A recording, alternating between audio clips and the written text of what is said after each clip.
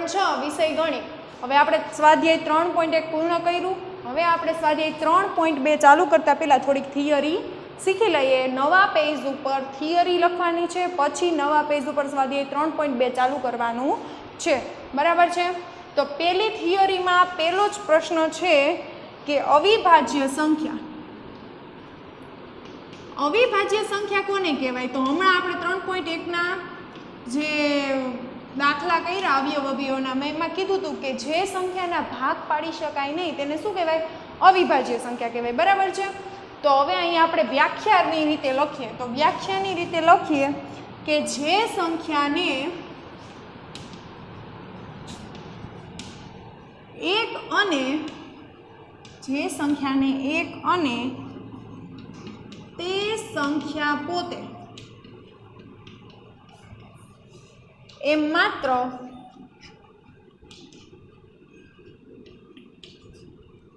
બે જ અવયવો હોય,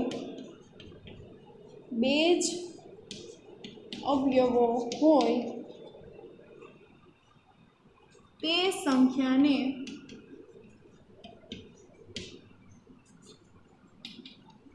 અવિભાજ્ય સંખ્યા કહે છે. આપણે આગળ 3.1માં મેં કીધું હતું કે જે સંખ્યાને બે જ અવયવો હોય, એક તો એક અને એક સંખ્યા પોતે, તેને અવિભાજ્ય સંખ્યા કહે છે. ઉદાહરણ તરીકે 19. તો 19ના શું અવયવ પડે? તો 19ના અવયવ શું હોય? તો કે એક તો એક, કારણ કે 19 એકેય ઘડી આમ ન આવે, અને એક 19 એકા 19, આ બે જ અવયવ મળે. તો આને કેવી કહેવાય? અવિભાજ્ય સંખ્યા. હવે આવી અવિભાજ્ય સંખ્યા કેટલી છે?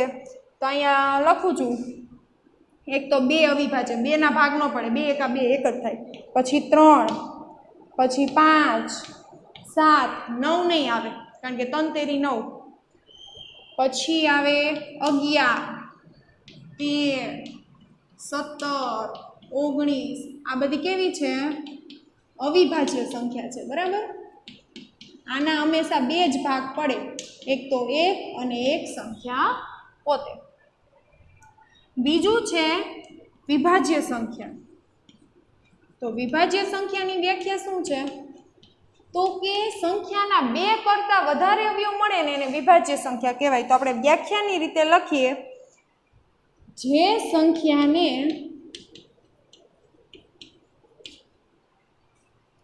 બેથી વધારે અવયવો હોય,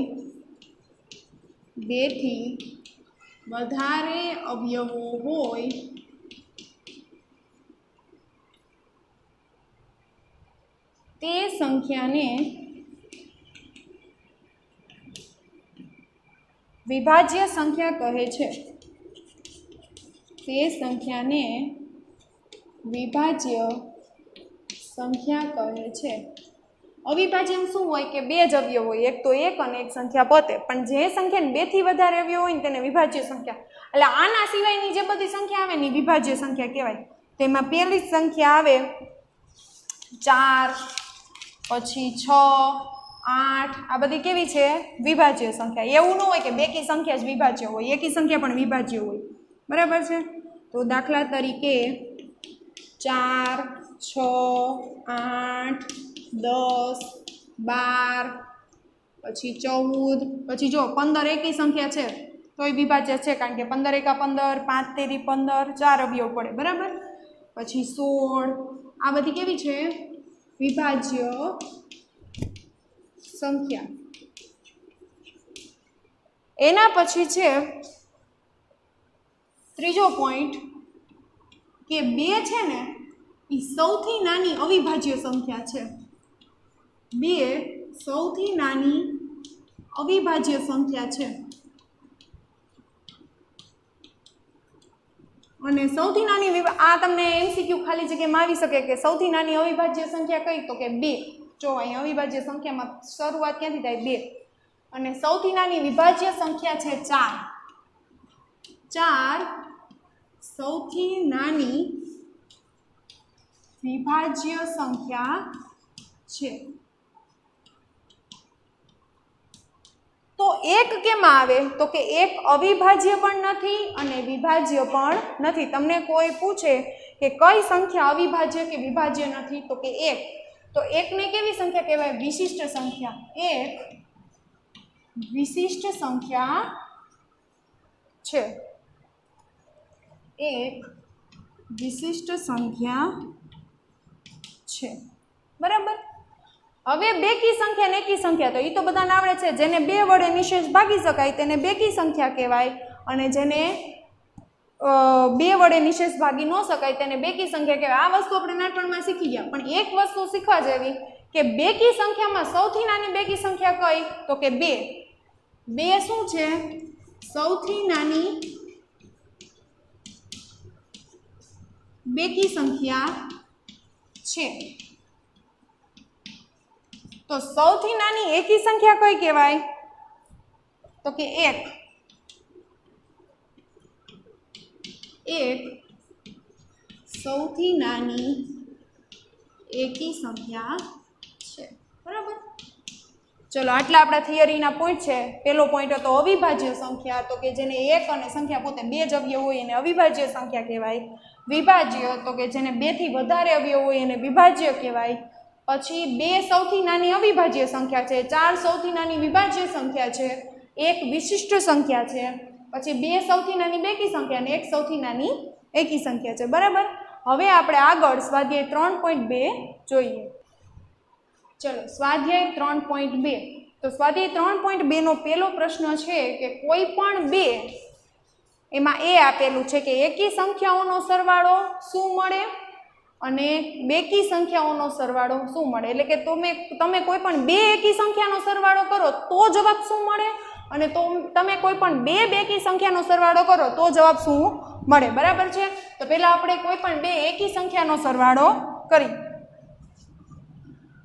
માનો કે અહીંયા 2 એકી સંખ્યા લઈ, એક તો 1 અને એક 3, તો તમને જવાબ શું મળ્યો? 4. તો આ કેવો આવ્યો? બેકી સંખ્યા આવ્યો. તો તમારે અહીંયા નીચે તેથી કરીને લખવાનું કોઈ પણ 2 એકી સંખ્યાનો સરવાળો શું મળે છે? બેકી સંખ્યા મળે છે. બેકી સંખ્યા મળે છે. એટલે કે તમે કોઈ પણ 2 એકી સંખ્યાનો સરવાળો કરો તો તમને બેકી સંખ્યા જવાબ મળે. હવે અહીંયા જોઈએ, કોઈ પણ 2 બેકી સંખ્યાનો સરવાળો કરો તો તમને જવાબ શું મળે? તો ચલો આપણે કોઈ પણ 2 બેકી સંખ્યા લઈએ. એક તો 2 લઈએ, બીજી બેકી સંખ્યા લઈએ 4, તો આપણને જવાબ 6 મળ્યો. તો એ પણ બેકી સંખ્યા મળી. તો અહીંયા લખવાનું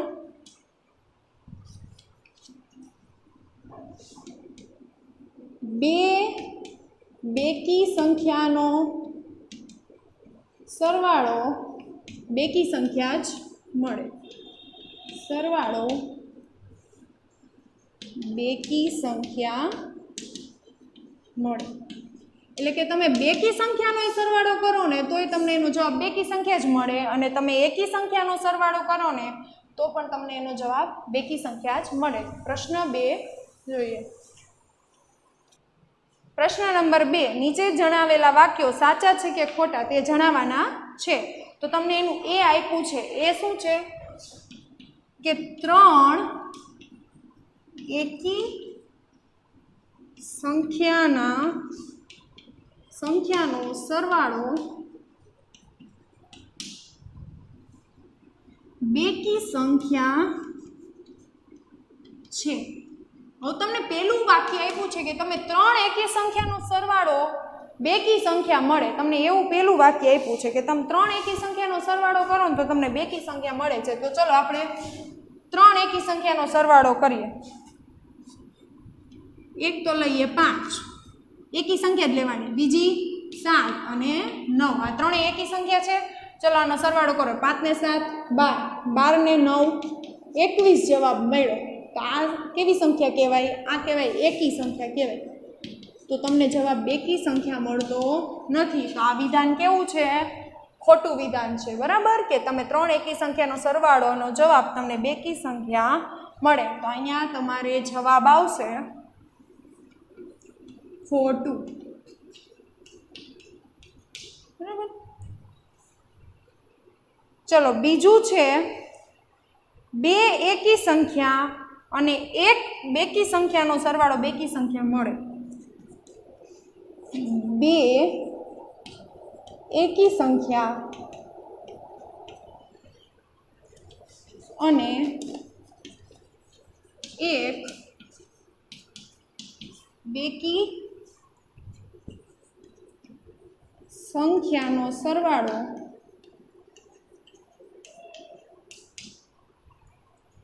બેકી સંખ્યા છે. આવું તમને બીજું વિધાન આપ્યું છે કે તમે બે એકી સંખ્યા લ્યો અને એક બેકી સંખ્યા લ્યો તો તમને સરવાળો બેકી સંખ્યા મળે. તો આપણે ચલો જોઈ લઈએ. આપણે બે એકી સંખ્યા લઈએ, બરાબર.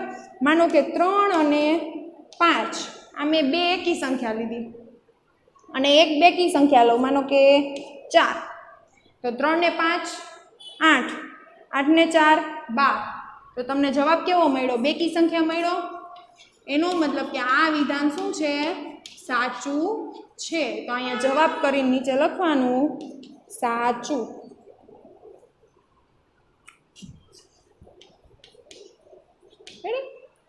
હવે છે ત્રીજું વિધાન સી. આવી રીતે જેમ હું લખું છું એમ જ ચોપડામાં લખવાનું છે ઉદાહરણ સહિત, બરાબર. ચલો સી વિધાન છે 3 એકી સંખ્યાનો ગુણાકાર એકી સંખ્યા છે. 3 એકી સંખ્યાનો ગુણાકાર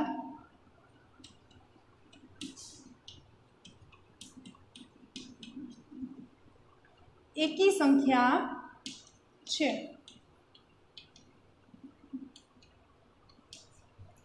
એટલે કે તમે કોઈ પણ 3 એકી સંખ્યાનો ગુણાકાર કરો. ચલો આપણે લઈ લઈએ 3 1 × 3 × 5. આ 3 એકી સંખ્યા છે. 1 3 5. હવે એનો ગુણાકાર 1 3 3 3 5 15. તો આ જવાબ શું આવ્યો? એકી સંખ્યા. તો આ વિધાન શું છે? સાચું. તો અહીંયા જવાબમાં લખવાનું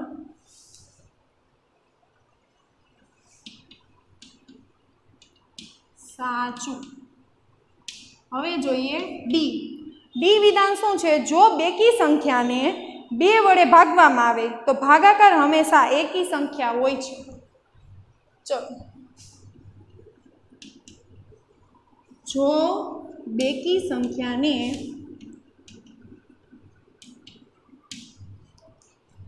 2 વડે ભાગવામાં આવે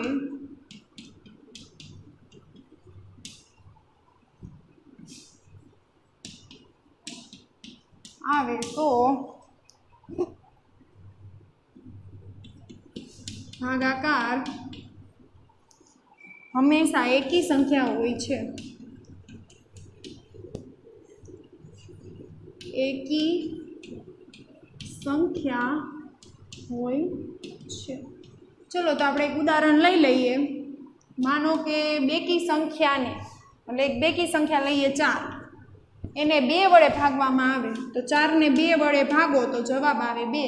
તો એ હંમેશા બેકી સંખ્યા મળી આ આપણને. અને તમને જવાબમાં શું કીધું કે કોઈ પણ બેકી સંખ્યાને 2 વડે ભાગવામાં આવે ને તો ભાગાકાર હંમેશા એકી સંખ્યા હોય છે. પણ આપણને તો બેકી સંખ્યા મળી. તો કે એ વિધાન શું છે? ખોટું છે. તો જવાબમાં આવશે ખોટું. હવે છે ઈ. ઈમાં તમને કીધું છે બધી અવિભાજ્ય સંખ્યા એકી સંખ્યા છે. બધી અવિભાજ્ય સંખ્યા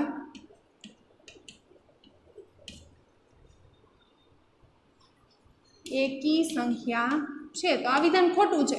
કારણ કે અવિભાજ્ય સંખ્યાની શરૂઆત આપણે સૌથી નાની અવિભાજ્ય સંખ્યા કઈ છે? 2. તો 2 કેવી છે? બેકી સંખ્યા છે, એકી સંખ્યા નથી. તો અહીંયા લખવાનું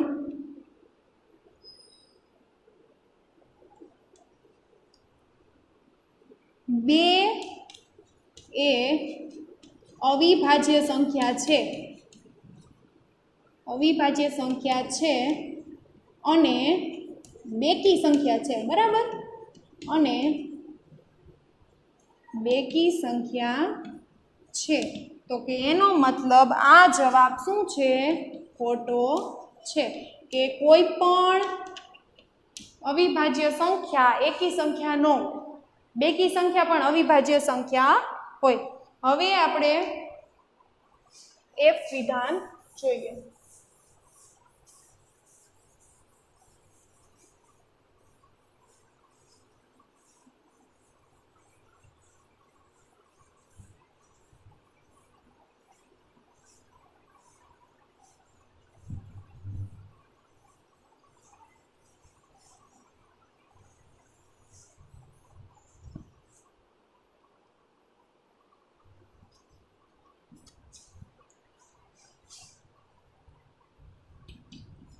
એફ વિધાન છે અવિભાજ્ય સંખ્યાને અવયવ હોતો નથી.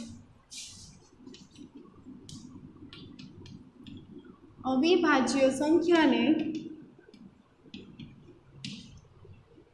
અવયવ હોતો નથી. તો આ વિધાન ખોટું છે. અવિભાજ્ય સંખ્યાને અવયવ હોય, પણ કેટલા અવયવ હોય? તો કે 2 અવયવ હોય. આપણે આગળની થિયરીમાં શીખી ગયા કે અવિભાજ્ય સંખ્યાને અવયવ હોય, એક તો 1 અને એક સંખ્યા પોતે. તો આ વિધાન શું છે? ખોટું છે. અવિભાજ્ય સંખ્યાને 2 અવયવ હોય છે.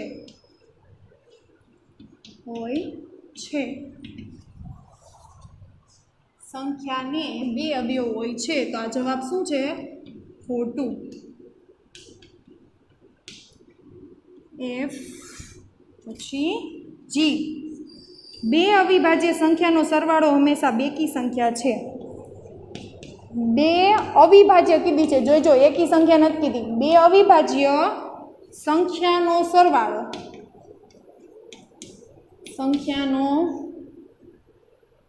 સરવાળો હંમેશા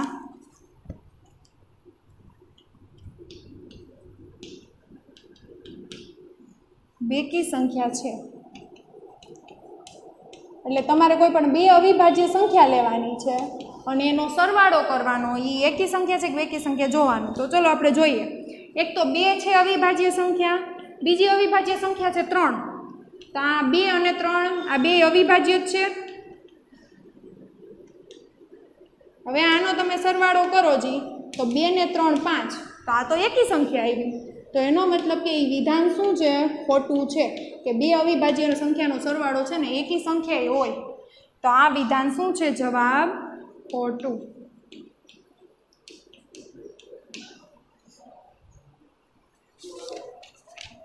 હવે જોઈએ વિધાન એચ. તો વિધાન એચમાં શું છે? કે 2 એકમાત્ર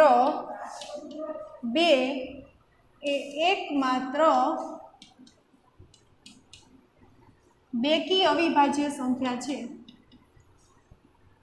બેકી અવિભાજ્ય સંખ્યા છે. તો આ વિધાન સાચું છે. અવિભાજ્ય સંખ્યામાં 2 એક જ એવું છે કે જે બેકી છે અને અવિભાજ્ય છે. તો અહીંયા છે જવાબ આવશે સાચું. કારણ કે 2 બેકી સંખ્યા છે અને અવિભાજ્ય છે. એના સિવાયની એકય સંખ્યા અવિભાજ્ય અને બેકી નથી. ચલો, આઈ છે બધી બેકી સંખ્યા વિભાજ્ય સંખ્યા છે. બધી બેકી સંખ્યા વિભાજ્ય સંખ્યા છે. તો બધી બેકી સંખ્યા વિભાજ્ય સંખ્યા નથી, કારણ કે ઉપર જ ખબર પડી જાય કે 2 છે એ બેકી સંખ્યા છે પણ અવિભાજ્ય છે. તો આ અહીંયા આપણે ઉદાહરણ આપી દઈશું કે 2 બેકી સંખ્યા અને અવિભાજ્ય સંખ્યા છે. એટલે આ વિધાન શું થઈ જાય? ખોટું છે. અવિભાજ્ય સંખ્યા છે. તો આ જવાબ આવશે ખોટું.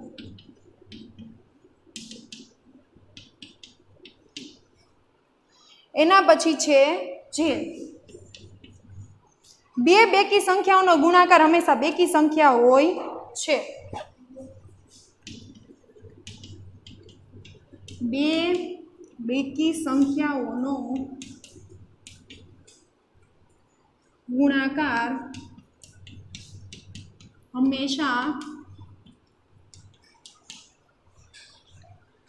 બેકી સંખ્યા હોય છે. તો આપણે જોઈએ બે બેકી સંખ્યાનો ગુણાકાર આપણને શું મળે છે. તો ચલો 2 ગુણ્યા 4 તો 8 મળ્યો, પછી 4 ગુણ્યા 8 32. તો હંમેશા બે બેકી સંખ્યાનો ગુણાકાર કરો તો તમને જવાબ શું મળે છે? બેકી સંખ્યા જ મળે છે. તો એનો મતલબ કે આ વિધાન શું છે? સાચું છે. તો અહીંયા નીચે લખશું જવાબ સાચું.